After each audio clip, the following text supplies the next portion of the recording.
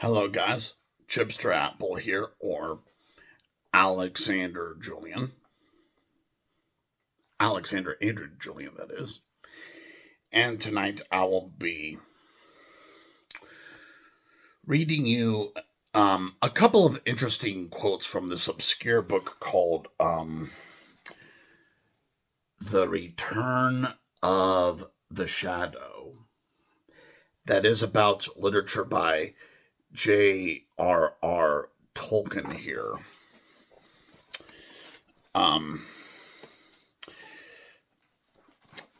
Interestingly enough, the book does have information here about some old address from like 1988 to get information for, but the problem is that's too long ago.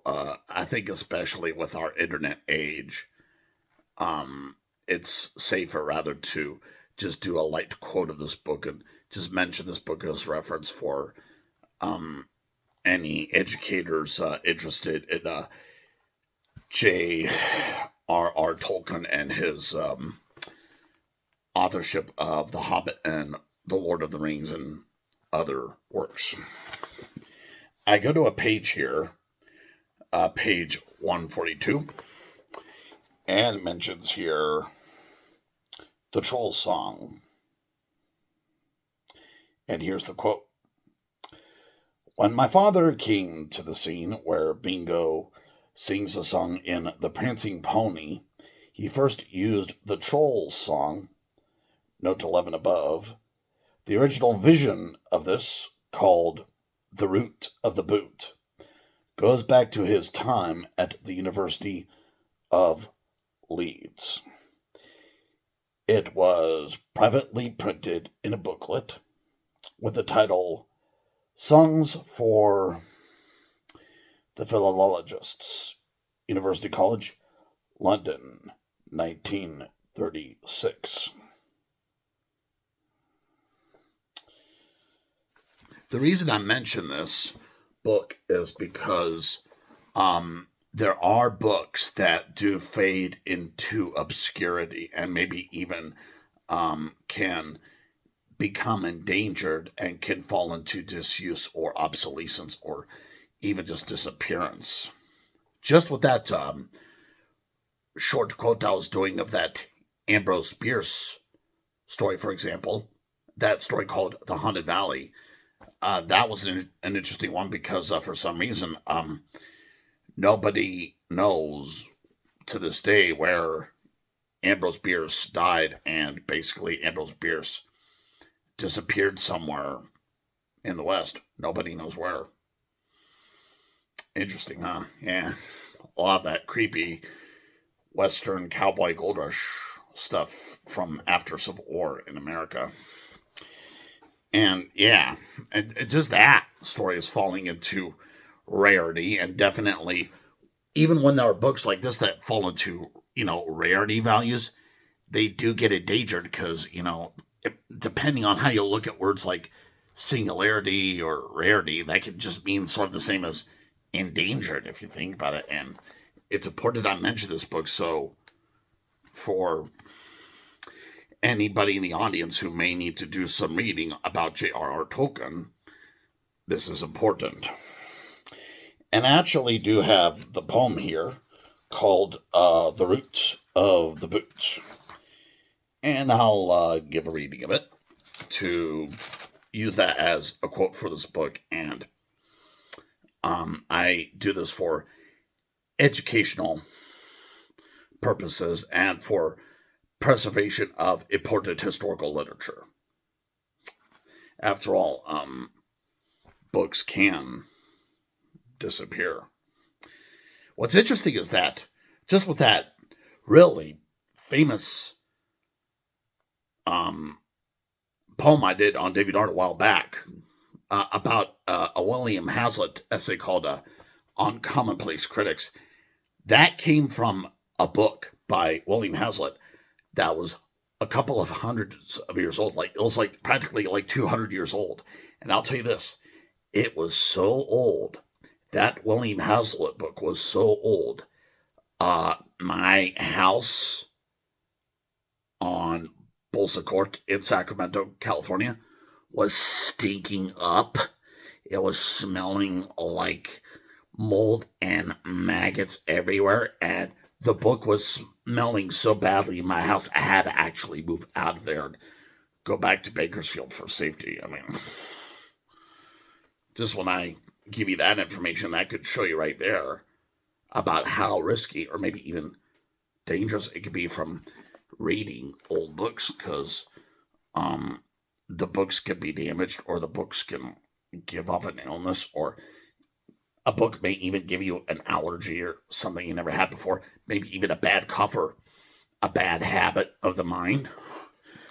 In severe cases, if somebody gets too much education in like a university or college, they could get very, very sick.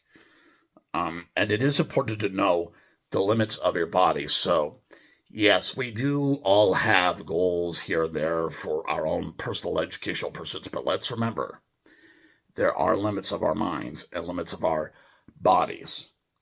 And if we learn too much, we can die from it. So we must be careful and be safe and be secure when there are limits to our fragile and budding minds. It is important. So with that in mind, I go into this poem and I read it with caution. This will be cautionary reading. And I'll read it with, I would believe to be a normal English accent, if I can imitate one a little bit. Let's imagine a little one. Okay. The root of the boot. A troll sat alone on his seat of stone, and munched and mumbled a bare old bone. And long he had sat there lone, and seen no man nor mortal. Ordle, portal. And long he had sat there lone, and seen no man nor mortal. Up came Tom with his big boots on. "Hallo," says he, "pray what is yon? It looks like the leg of me nuncle John, as should be a lion in churchyard, birchyard, etc." "Young man," says the troll, "that bone I stole, but what he bones? What, pardon me, I did a little error there. But what be bones, when mayhap the soul in heaven on high hath?" A weird one there. Ariel? Do not know that word. See, that's an indicator there that I'm not, from London. So, Let me continue. I'll just skip that word. That word I do not know at the end. "As big and as bright as a bonfire. On fire, you're on fire," says Tom. "Odds teeth, 'tis my belief, if bonfire there be, 'tis underneath. For old man John was as proper a thief as ever wore black on a Sunday, Grande Monday. But still I don't see what is that to thee. With me kith and me kin I'm making free. So get to hell and axe leave, O he, afore thou gnaws me nuncle, uncle, bunkle. In the proper place upon the base, Tom boots him right, but alas, that race hath a stonier seat than its stony face. So he rued that root on the rumpo, lumpo, bumpo. Now Tom goes lame, since home he came, and his bootless foot is a grievous scheme, but Troll's old seat is much the same, and the bone he boned from its owner, donor boner. And according to the bottom of this page here, page 143, the word bone in this sense means to steal or to make off with. Interesting, huh?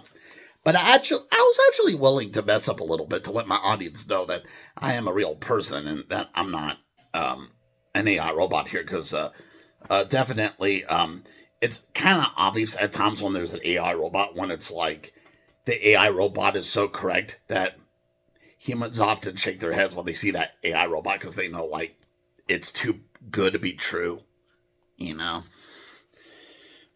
Yeah, and I'm sure with magic fingers, I could write every word on Earth. Well, sometimes I wish that, but hey, at least with my slight error of reading there, that I'm generally a real person here. And I do make mistakes because, well, everybody makes mistakes. But definitely, wow. This poem definitely does have a lot of ring to it, and it is interesting, and I do hope with this that any researchers or readers who do educational purposes for J.R.R. Tolkien's work will find value in this video. And I wish you guys a happy holidays and take care. And please message me in my inbox on DeviantArt if you have any questions. Thank you very much.